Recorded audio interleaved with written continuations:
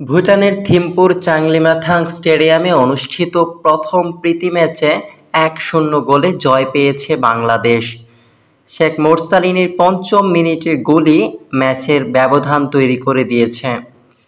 প্রায় ৩ মাস বিরতির পর আন্তর্জাতিক ম্যাচ খেলতে নামে বাংলাদেশ ফুটবল দল এবং বিভিন্ন প্রতিবন্ধকতার সম্মুখীন হয় ম্যাচের শুরু থেকেই।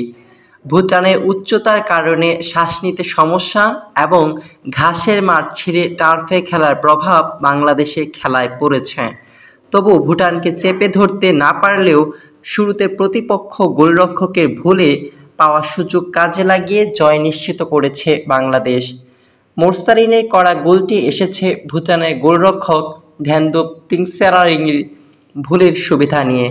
রাকিব হোসেনের ক্রস থেকে গোলরক্ষকের হাত ফসকে বেরিয়ে আসা বলটি মোরসালিনের গায়ে লেগে পোস্টের দিকে যাচ্ছিল এবং তিনি তা ঠেলে দেন গোলে।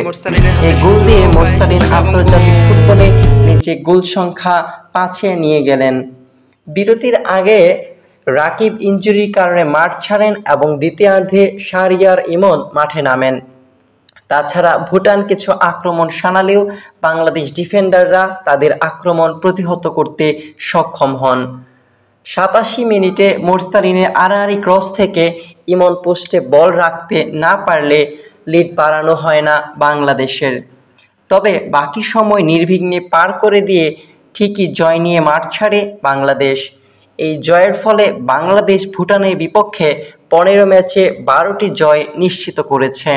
আগের ম্যাচে ২০১৬ সালে এশিয়ান কাপের বাছাইয়ে ভুটানের মাঠে একমাত্র হারটির স্মৃতি মুছে দিয়ে কাবরেরার দলের জন্য গুরুত্বপূর্ণ জয় নিয়ে এসেছে।